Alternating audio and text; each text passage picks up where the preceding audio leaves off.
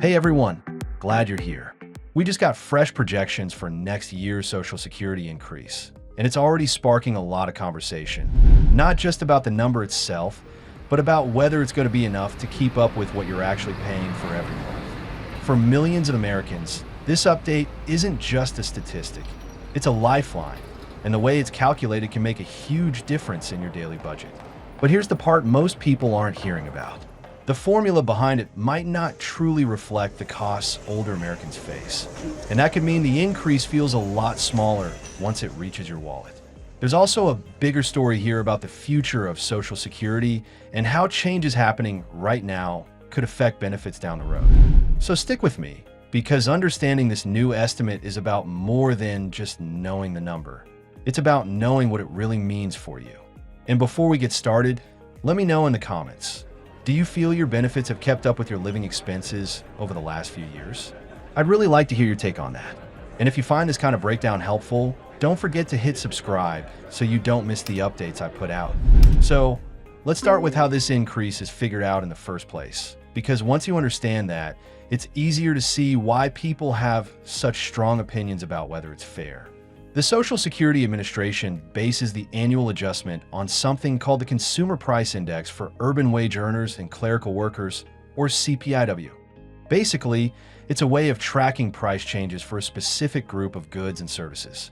Every October, they look at the average CPI-W numbers from July, August, and September and compare them to the same 3 months from the year before. The percentage change becomes the COLA for the next year. Now, the key thing to know is that this CPI-W is built around the spending patterns of a typical urban worker.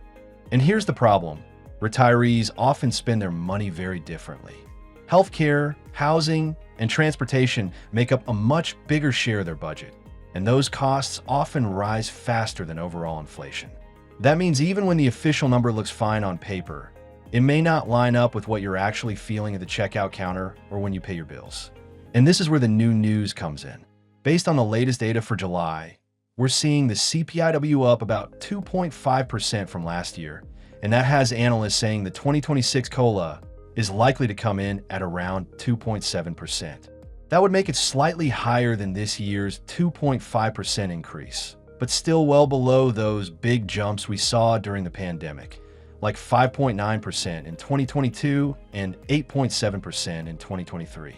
So if you're wondering how this translates to real money, let's break it down. The average retired worker currently gets about $2,006 a month. A 2.7% bump would add roughly $50 to that. Survivors' benefits might go up by around $39 and disability benefits by about $36. It's not nothing, but when you think about how much groceries, gas, and medical bills have gone up lately, it's easy to see how quickly that extra amount can get eaten up. And you know what's weird? When you look at surveys from seniors themselves, a lot of them say they're facing costs the CPI-W just doesn't catch. The Senior Citizens League's most recent lifestyle survey showed that 20% of seniors travel at least 30 minutes just to get to a healthcare provider. 1/3 travel that far for entertainment. And over half either don't have public transportation where they live or don't know if it exists. That means they're driving more, which adds fuel and maintenance costs on top of everything else. So while the COLA is meant to protect your purchasing power, it's not a perfect shield. There's been talk for years about switching to a different formula, something called the CPI-E, or Consumer Price Index for the elderly, that focuses more on the actual costs older Americans face. But as of right now, the CPI-W is still the law of the land. Now, there's another layer to this that's worth talking about, the bigger financial picture for Social Security. President Donald Trump's administration has rolled out a higher standard deduction for seniors, running from 2025 through 2028. The idea is to give older Americans more immediate tax relief. That can definitely help in the short term, but there's a trade-off. Less tax revenue from benefits means the Social Security Trust Fund will run out of reserves sooner.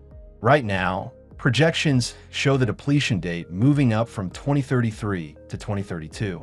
And if Congress doesn't step in to replace that lost revenue, the Social Security trustees are warning about a 25.8% across-the-board cut to benefits starting in 2034.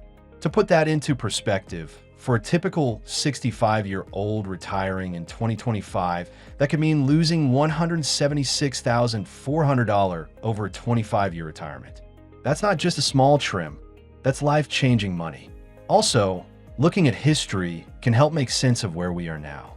From 2001 to 2020, the average COLA was about 2.2%.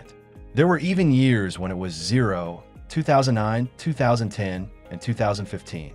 The pandemic years broke that pattern in a big way, with those huge jumps I mentioned earlier. But the thing about those spikes is they were a reaction to inflation that had already happened, not a bonus. By the time you got the big increase, prices were already higher. That's one of the flaws in how COLA works. It's reactive, not proactive. In 2021, for example, the adjustment was just 1.3%, but soon after, inflation jumped. People saw their buying power erode almost immediately. When the 8.7% came in for 2023, it helped, but part of it was just catching up to what was lost the year before. So, when people see 2.7% for 2026, it's not bad compared to the long-term average, but in today's economy, it might not feel like much, especially when essentials like housing, prescription drugs, and groceries continue climbing faster than that. And these aren't the kinds of expenses you can just cut out. Now, there are things you can do on your own to soften the impact. I've seen folks get creative with lowering recurring bills. Things like reviewing insurance policies for better rates, taking advantage of prescription discount programs, or shifting shopping habits to buy in bulk during sales. These may seem like small changes, but over time, they can help offset the fact that your benefit increase might not stretch as far as you'd like. And speaking of stretching your money, here's a tip. The official COLA number for 2026 will be announced in October once the August and September inflation numbers are in. The Senior Citizens League will put out one last forecast in September, and their model has been spot on the last few years. If you want to plan ahead, keeping an eye on their updates is a smart move. So the truth is, for many people, Social Security is the only inflation-protected income they have. That's been the case since automatic COLAs were added to the program back in 1972. And while it works to a degree, groups like AARP and the Senior Citizens League have been saying for years that it doesn't fully reflect the reality of seniors' costs, especially when local price spikes hit. So then, the question becomes, where do we go from here? Some experts say we need to change the formula to better match seniors' expenses. Others say the focus should be on securing Social Security's finances first. Either way, it's a conversation that impacts all of us, whether you're already collecting benefits or still years away. I think of it like this. The COLA is like keeping water from rising over the deck of a boat. It helps you stay afloat, but it doesn't mean the water already inside has been pumped out. The 2.7% increase for 2026 might help, but it's not going to erase the higher costs you've already been dealing with. And that's why staying informed matters so much.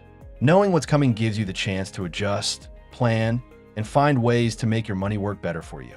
So now I'd like to hear from you. Do you think this new estimate is enough to keep up?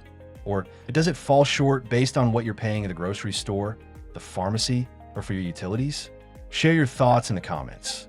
Your experiences really do help others here feel less alone and more prepared. And if you found this helpful, consider subscribing so you can stay ahead of the changes that matter most to your budget.